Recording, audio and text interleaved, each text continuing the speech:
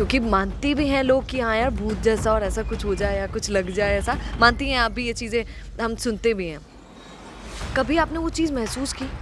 मैंने ये चीज़ कभी महसूस नहीं की, बल्कि मैं जब भी विपत्ति में आई हूँ, जब भी मैं संकट में आई हूँ, पता नहीं क्यों मुझे यहाँ से इतनी आत्माएं मेरी आंखों के आगे दृश्य आ जाते हैं, वो सब मुझे मदद करते हुए नज़र आते हैं।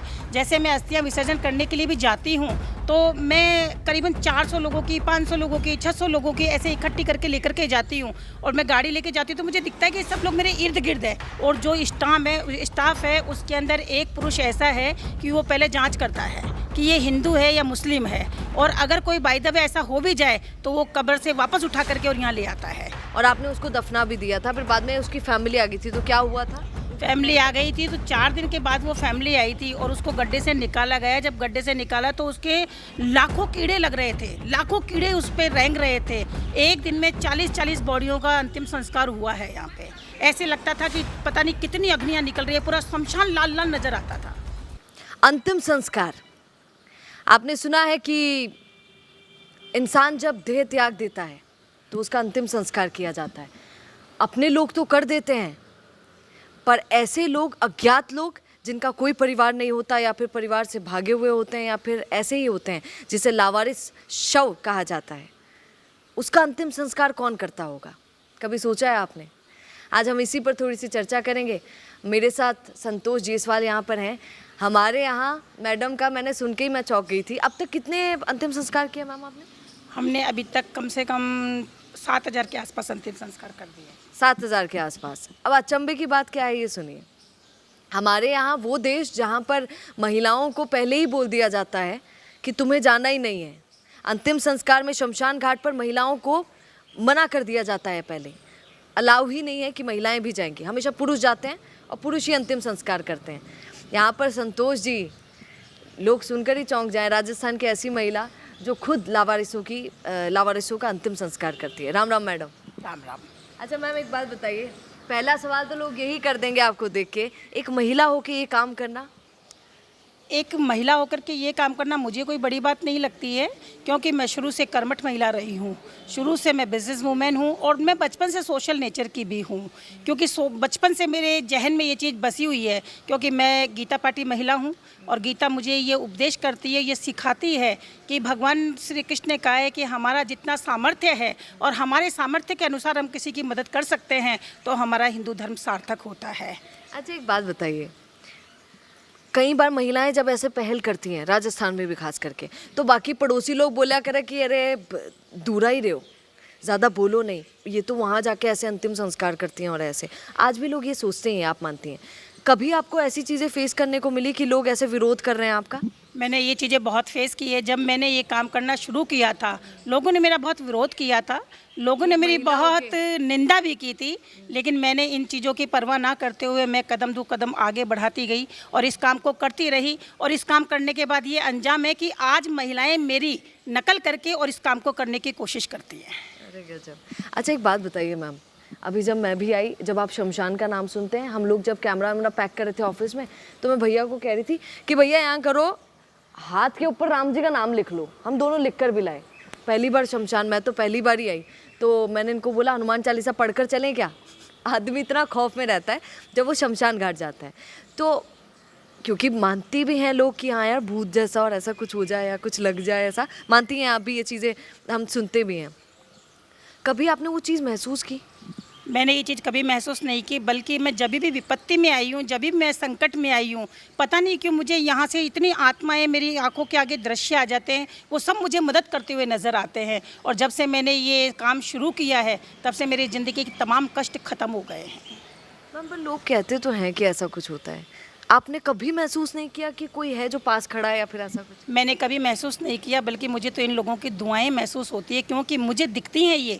जैसे मैं अस्थियां विसर्जन करने के लिए भी जाती हूँ तो मैं करीबन 400 लोगों की, 500 लोगों की, 600 लोगों की ऐसे इकट्ठी करके लेकर के जाती हूँ। और मैं गाड़ी लेके जाती हूँ तो मुझे दिखता है कि सब लोग मेरे इर्द गिर्द है। कोई मुझे लंगड़ा नज़र आता है, कोई मुझे लूला नज़र आता है, कोई मुझे अंधा नज़र आता है। ये सब दृश्य मुझे दिखाई देता है बिना सोए। ऐसे ही चलते चलते सफ़र करती हूँ, तो मैं इनको भगवत गीता पढ़ती पढ़ती और गंगा के घाट पहुँचा देती हूँ। अच्छा फिर डर भी नहीं लगता है? मुझे बिल्कुल डर नहीं लगता। गजब। अच्छा एक बात बताइए मैम, हमारे यहाँ सबके धर्म अलग अलग होते हैं और उन धर्मों में अलग अलग रीति रिवाज होते हैं, सबका अपना तरीका है। तो मुस्लिम धर्म में तो आपको पता है कि इस तरीके से वहाँ कब्रिस्तान होता है तो दफनाया जाता है, ये सबको पाप माना जाता है। उनके यहाँ धर्म में कहते हैं कि अगर आप जला रहे हैं तो ये सबसे बड़ा हराम है, सबसे गलत चीज़ है, बहुत बड़ा पाप है। आपको पता नहीं रहे क्योंकि ये तो लावारिस होते हैं, ऐसा कभी हुआ कि वो पता नहीं रहे और गलती से ये पाप ना हो जाए, क्योंकि उनकी नज़रों में तो ये पाप है और एक मुस्लिम शव को आप जला दें?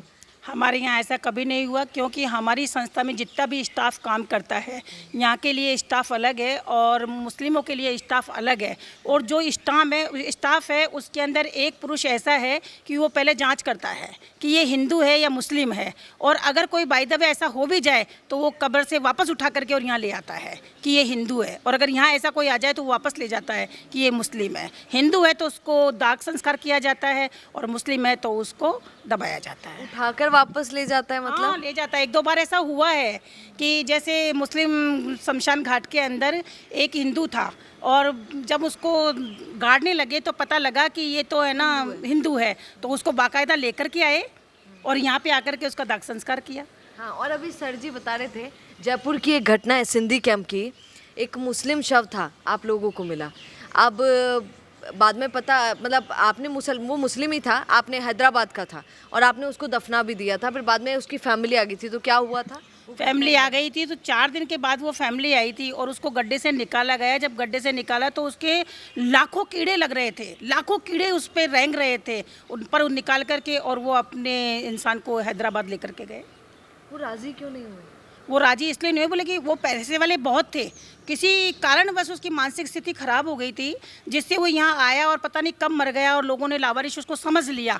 लेकिन जब जैसे ही उसने देखा, क्योंकि इसकी एक साइट बनी हुई है, उससे फ़ोटोज़ डाली जाती है, फ़ोटो से घर वालों ने पहचान करके वो यहाँ आए, और आकर के हमारे ट्रस्ट के महासचिव है, इनसे उन्होंने संपर्क किया, इन्होंने सारी डिटेल्स बताई, बोले ये तो हमारे परिजन हैं, और फिर ये आए, बाकायदा कमिश्नर वगैरह सब थे, सबकी मौजूदगी में उनको निकाला गया और निकाल के उनको सुपुर्द किया गया। देखने वाला दृश्य होगा कि मतलब इतना, हाँ, काफ़ी लोग थे वहाँ पे, काफ़ी लोग थे, सब देख रहे थे। अच्छा, आपने ट्रस्ट का नाम सुना, नाम में गौशाला आ रहा है, तो आप लोगों को और कई लोगों को ऐसा लगता है कि गौशाला आ रहा है, इसका मतलब ये कोई गौशाला होगी। मैम, यही नाम क्यों सूझा आपको? हमने ट्रस्ट का नाम श्रीनाथ गौशाला चैरिटेबल ट्रस्ट इसलिए रखा है, लोग समझते हैं कि हम सिर्फ हमारी गौशाला है, गाय की ही सेवा करते हैं, ऐसा नहीं है। हम गाय की भी सेवा करते हैं, बछड़ों की भी सेवा करते हैं, क्योंकि गाय पृथ्वी है और पृथ्वी के ऊपर हम टिके हुए हैं, जो हमारा सारा भार झेलती है। और गाय ऐसी है, आज तो कलयुग है इसलिए सिर्फ हमें दूध ही देती है, लेकिन जब द्वापर युग था, त्रेता युग था, सतयुग था, तब तो गाय के पेट से 56 भोग की थालियाँ आती थी, वही कामधेनु गाय थी, वही ये गाय है। तो इस ट्रस्ट का नाम इसीलिए रखा है क्योंकि श्रीनाथ जी मेरे इष्ट देव हैं और गो भक्त हम हैं, गो की सेवा करते हैं, और गाय पृथ्वी है, इसलिए हमने ट्रस्ट का नाम श्रीनाथ गौशाला चैरिटेबल ट्रस्ट भी रखा। और हमारे ट्रस्ट की एक टेक लाइन और है कि समस्त सामाजिक कार्य हमारा उद्देश्य है। Very good. उसमें धर्म कुछ नहीं, उसमें कोई धर्म नहीं आता, कोई जाति नहीं आती, कुछ नहीं आता, सर्वधर्म के लिए हम काम करते हैं और किसी भी प्रकार की समाज सेवा उसके लिए हम तत्पर रहते हैं। अच्छा, एक बात बताइए, हमारे यहाँ अंतिम संस्कार को एक बहुत बड़ा संस्कार, मतलब बहुत पूजा पाठ बहुत अच्छे तरीके से जो किया जाता है, अब वो लावारिस है, वो अपनत्व आप फील कर पाती हैं वो पूरे तरीके से पूजा पाठ के साथ और ऐसे कर पाते हैं आप लोग?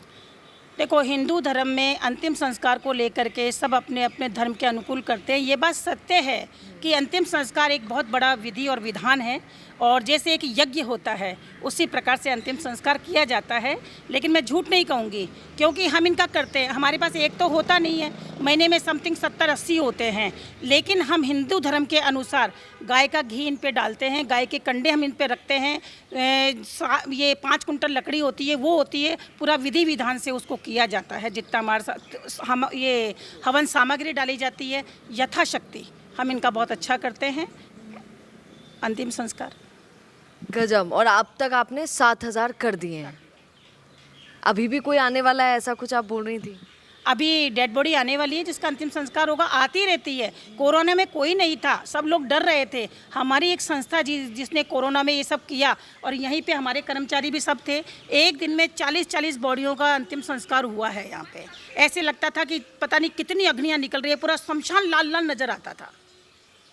क्योंकि इतनी ज्यादा थी और इतनी सब ज्यादा लावारिस थी। ज्यादा ही थी, अपनों ने ही लावारिस कर दिया था। अपनों ने वो तो जमाना कोरोना में तो ऐसे लोग थे कि एक घर के अंदर अगर एक बेटा है तो माँ बाप भी उसके पास गिर जाते थे और वो ये कहते थे हमारा सारा धन ले लो, पर हमारा क्योंकि हमारा तो सब कुछ चला गया। कोरोना में तो बहुत विकट स्थिति हुई थी। अच्छा, एक ऐसी किस्सा पता है वो कोरोना के समय में जो आज भी याद करूं तो आंखों में आपके आंसू आ जाए, ऐसा कोई किस्सा पता है? ऐसा किस्सा ऐसा है कि एक घर के अंदर जैसे एक बेटा और एक बेटी थी। पहले तो वो बेटे की बॉडी लेकर के आए और 2 घंटे बाद में बेटी की डेड बॉडी ले आए और उसके माँ बाप इतने रो रहे थे, विलक विलक के रो रहे थे। और मेरा बेटा यहाँ पे खड़ा था, इससे ले रहा था मेरी पूरी संपत्ति ले लो बेटा, मेरे पास कुछ भी नहीं बचा और हमें भी इसी में जला दो। इतनी घनघोर स्थितियाँ थी कोरोना में। तब आपको कितना बुरा लगा होगा ये? लगता था उस समय तो ऐसा लगता था घर परिवार कुछ भी नहीं है, दुनिया हमारी है और दुनिया के लिए सब कुछ करना है। बिल्कुल। अच्छा, आजकल इलेक्ट्रिक तरीके से भी अंतिम संस्कार किया जाता है। अभी हम कैमरे के पीछे मैडम से बात ही कर रहे थे, आप उसके विरोध में हैं, आपने ये कहा। देखो, पर गवर्नमेंट कहती है कि प्रदूषण नहीं इलेक्ट्रॉनिक होता से है। जो अंतिम संस्कार होता है मैं तो उसको प्राथमिकता नहीं देती, क्योंकि मैं भागवत पाठी हूँ, गीता पाठी हूँ और मैंने इसको पढ़ा है, मैं बहुत अच्छे से समझती हूँ अंतिम हमारे यहाँ संस्कार तो का पेड़ मतलब क्या पौधों होता के लिए है। कहा जाता है। पर्यावरण को ध्यान में रखते हुए गवर्नमेंट ने इलेक्ट्रॉनिक बनाए हैं, लेकिन हमारे तो किसी भी शास्त्र में ये नहीं है कि इलेक्ट्रॉनिक में अंतिम संस्कार आज तक होना कभी नहीं चाहिए। सुना। इसमें ही होना चाहिए, क्योंकि मैंने क्या कहा, हिंदू धर्म में 16 संस्कार होते हैं, अंतिम संस्कार दाग संस्कार होता है। तो मैंने क्या कहा, ये एक यज्ञ होता है, जिस प्रकार से हम यज्ञ करते हैं उसी प्रकार से अंतिम समय में ये पुरुष हो महिला हो सबका ये यज्ञ होता है, क्योंकि यहीं से हमारा मुक्ति का मार्ग प्रशस्त होता है, हमें कहाँ जाना है। बिल्कुल। अच्छा, जो मुझे शुरुआती में पूछ लेना चाहिए था मैं एंडिंग में पूछ रही हूँ, पर पूछ लेती हूँ। मैडम, आपके ट्रस्ट का नाम बता दीजिए, उसकी थोड़ी सी बताइए कि उसकी क्या खासियत है। हमारे ट्रस्ट का नाम श्रीनाथ गौशाला चैरिटेबल ट्रस्ट है और हमारी गौशाला भी है। हमने ये गरीब बच्चियों की शादियां भी की है। जो बच्चे पढ़ नहीं सकते उनकी हम फीस भी देते हैं। जो बच्चे किताब कॉपी नहीं लेते, यूनिफॉर्म नहीं लेते, जिनको ज़रूरत होती है हम उनको ये भी सब वितरण करते हैं। जो भी नेसेसिटी का कार्य हो, जो लोग धिक्कार देते हैं और वो हमारे पास आ जाएं तो यथाशक्ति हम उन्हें खुश करके भेजते हैं, खाली कभी नहीं भेजते। चलिए, RK इशारा जी भी हमारे साथ मौजूद हैं। ये भी यही करते हैं, इसी ट्रस्ट से जुड़े हुए हैं। आज सर से थोड़ा सा पूछते हैं, क्योंकि सर अभी मैं आई तो सर मुझसे बहुत सारी बातें कर रहे थे और कह भी रहे थे कि सोनिया जी बहुत सारी बातें ऐसी हैं जो शायद पूरे देश में कुछ लोगों को पता नहीं होगा, पर ऐसा भी होता है लावारिसों के साथ। नमस्कार सर, राम राम। राम राम। क्या बताएंगे सर, बताइए। पहले तो मैं बताऊंगा, हमारे ट्रस्ट ने कोविड की महामारी बीमारी में पूरे अंतिम संस्कार करने का मौका हमको सरकार के साथ लगा था। उसमें सबसे विशेष बात यह है कि उस समय के जो कमिश्नर थे और कलेक्टर थे, उन्होंने पूरे शहर में कोशिश की कि कौन अंतिम संस्कार कर सकता है, पर सबने ना कर दिया। तो मेरे से संपर्क किया, हमने कहा ठीक है हम करेंगे। और हमने जब उनसे बीड़ा उठाया तो बहुत प्रभावित भी हुए और हमने पूरे शहर में सारे हॉस्पिटल्स के हमने नंबर ग्रुप में लगा रखे थे और ग्रुप के साथ हमने सरकार के साथ जुड़कर वैन लगा रखी थी, एम्बुलेंस, करीब 25 एम्बुलेंस वैन थी। और सारे हॉस्पिटल से जब नंबर आता था तो वो शव के लेने के लिए जाते थे। बहुत मौके आए उसमें, जैसे तीसरी मंजिल पे डेथ हो गई, लिफ्ट में ला नहीं सकते, तो कहते थे साहब व्यवस्था कीजिए कैसे उसको नीचे उतारा जा सकता है। पर धन्य हमारे स्टाफ को भी, जो जो इसमें जुड़े हुए थे, उन सब ने मेहनत करके और जैसे 3 मंजिल से निकाला। बहुत से ऐसे मौके आए कि पूरा परिवार कोविड में फंसा हुआ है और किसी की डेथ हो गई तो बोले आप ही अंतिम संस्कार कर दीजिए। साहब इसको सही एक मानते ऐसा भी हैं? मौका आया कि जिसके 3 बेटे 5 पोते और बहुत बड़ा परिवार, बोले आप ही अंतिम संस्कार करा दीजिए, हम कौन नहीं गया आ उसमें से? 3 बेटे 5 पोते? सकते। पिताजी के, अच्छा, वो लोग, उन इतने लोगों ने ही बोल दिया हम नहीं आ सकते, आप ही करा दीजिए। कई लोग हमारे हॉस्पिटल में एडमिट हैं। आप इनको सही मानते हैं जो कई- ऐसा बोल रहे हैं? हाँ। या फिर मानते हैं कि नहीं कोई बात नहीं है, अब जो जाने वाला था वो तो। बहुत लोग हाथ नहीं लगाए, कोविड से सबको डर लगता था। एक बात बताइए ना, क्या रिश्तों को ये कोविड और ऐसी चीजें वो कर देता है? हमको तो ऐसा लग रहा है कि गलत है। मैं भी गलत तो है, हम तो खड़े रहते थे, हाँ, मैं आप तो हो जुटा रहे हैं रहता ना, था। आप तो हो रहे हैं ना, सोचिए मैं आप तो उसका आता कुछ था। लगते भी नहीं है। आप मैं तो उसका आता था, सब देखता था, बताते थे, और ईश्वर की कृपा रही कि हम सब करते हैं। आपको कभी नहीं हुआ उस दौरान ईश्वर, कोविड? मेरे को तो नहीं हुआ। पूरे दौरान नहीं हुआ? गजब। अब सुनिए, इसे कहते हैं ऊपर वाले का कमाल। ये इम्यूनिटी जैसी सिस्टम कोई वो वाली बात नहीं है कि अरे सर जी तो अच्छा खाए पिए हैं तो नहीं हुए होंगे, ना ना, ये ऊपर वाले का आशीर्वाद होता है। जो उस समय हमने देखा कि कोविड में कैसे बेटा बाप का नहीं रहा, बाप बेटे का नहीं रहा, माँ बेटे की नहीं रही, बेटा माँ का नहीं रहा, वो एक अलग ही गंदा सा सीन था जब हमने देखा बहुत कि से लोग लोग हैं जो अभी भी मिलते हैं और कहते हैं भाई बहुत गजब काम रहा। कमिश्नर कहते हैं जो उस समय जुटे हुए थे, अभी एडीएम है आशीष जी, वो कई बार कहते हैं कि आप तो अंतिम संस्कार तक, लास्ट तक साथ रहोगे। पर सर जी सुनिए ना, आपका ठीक है, चलिए आपने ये डिसीजन ले लिया, फैमिली तो बहुत डांटती है, मानती ही नहीं है, तो आपके परिवार ने कितना रोका टोका होगा कि नहीं नहीं जाना है, मतलब नहीं जाना है, अगर उसके बावजूद?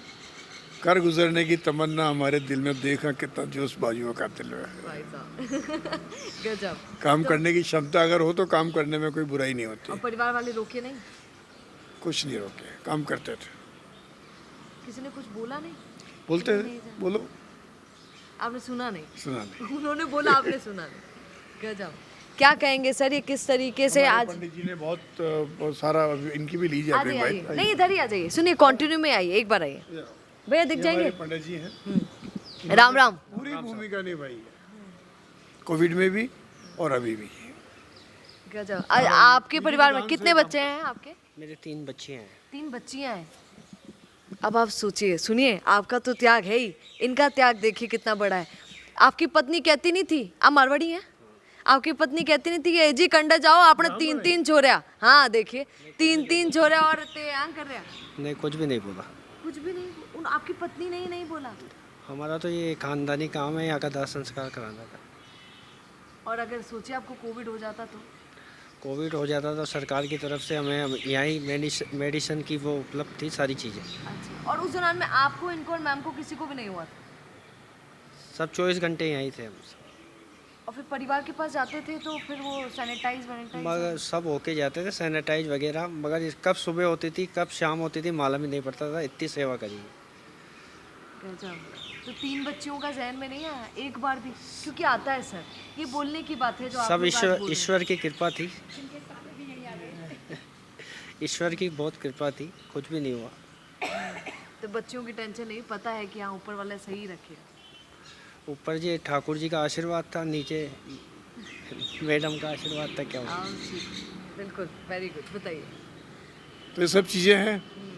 सर, आपको अभी मैंने मैडम से पूछा, उन्होंने मुझे जवाब नहीं दिया। आप बताइए, आपको कभी महसूस हुआ, आप भी रात दिन यहीं रहते हैं, ये ऐसा? रात दिन तो नहीं रहते हम तो, हाँ मतलब आते व्यवस्था रहते? पूरी देखते हैं। हाँ, हर चीज़ कभी की रात को आए हैं सर? खाने से, हाँ बहुत बार। रात को भी आए हैं?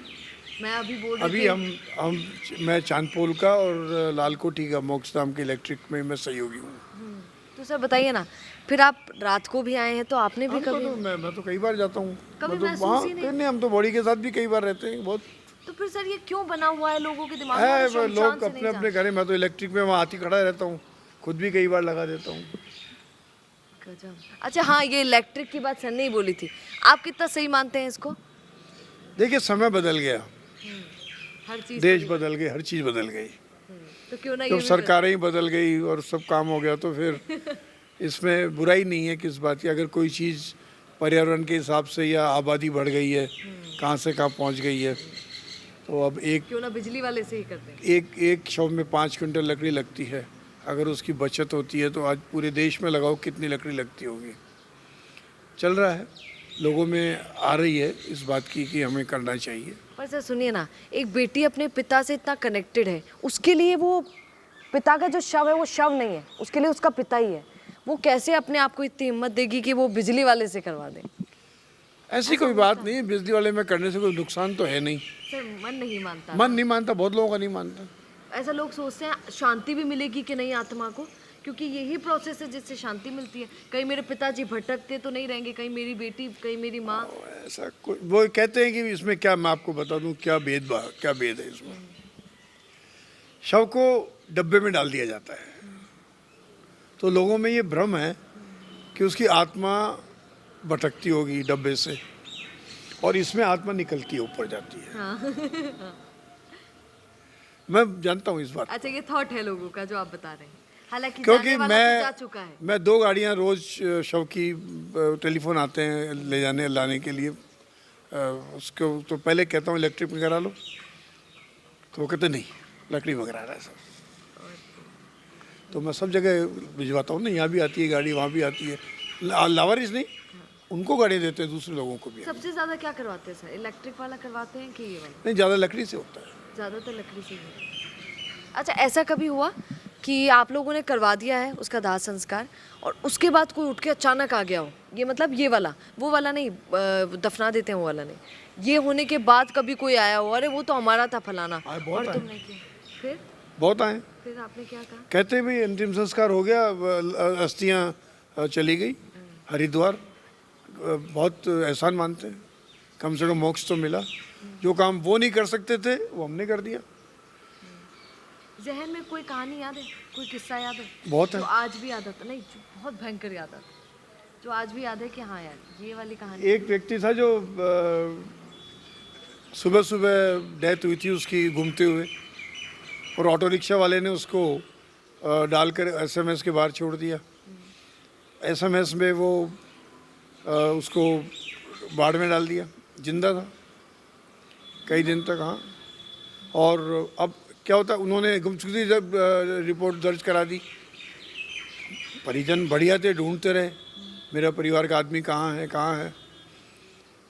एसएमएस से कुछ लोग ये मदर टेरेसा वाले ले जाते हैं बॉडी को, तो किसी ने उनको कहा कि आप मदर टेरेसा में पता करो। जब वो मदर टेरेसा गए तो वहाँ भी फ़ोटो होती है, जो जिनकी अंत्येष्टि कराते हैं, फार्म हमारा होता है, उनको बताया कि साहब ये तो हमारा आदमी था।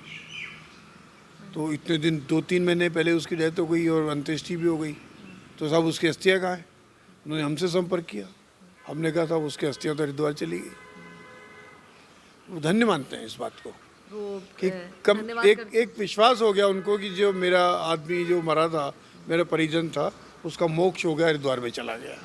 अच्छा सुनिए, सर जी अभी मुझे दिखा भी रहे थे, ये एक बार भैया इधर कीजिएगा, सूरज भैया, सूरज भैया एक बार इधर कीजिए, एक बार ये बताइए, ये देखिए यहाँ पर अस्थियाँ इनको कहते हैं, ये सबकी अस्थियाँ हैं और अस्थियों पर नाम, क्योंकि ये तो लावारिस होते हैं तो नाम इनको पता नहीं होता, फिर क्या लिखते हैं सर आप? थानों के नाम लिख देते हैं कि ये थाना था, थाने वो में था। मृग दर्द होता है ना, उससे पता लग जाता है।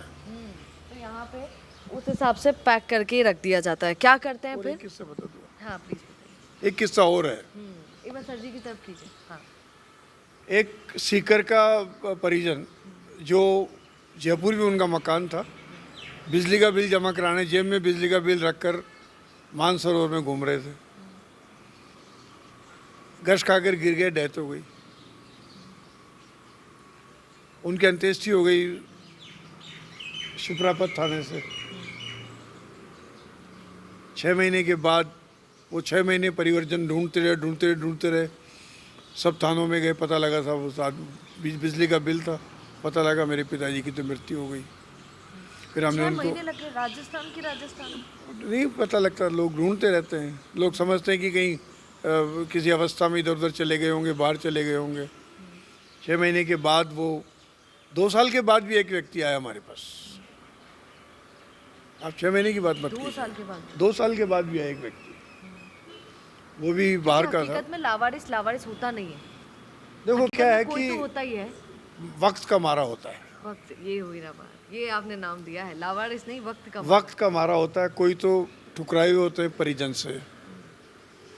कुछ लोग, अभी एक कहानी आई थी, आपने शायद लखनऊ की पढ़ी नहीं, कौन सी? एक रेलवे स्टेशन के बाहर एक ऐसे शीर्ण अवस्था में एक भिखारी था, वो चेन्नई का था। उसकी पोटली में तिजोरी की चाबी मिली और बाद में पता लगा कि वो अरबपति था, और भिखारी बना हुआ। भिखारी बना हुआ था।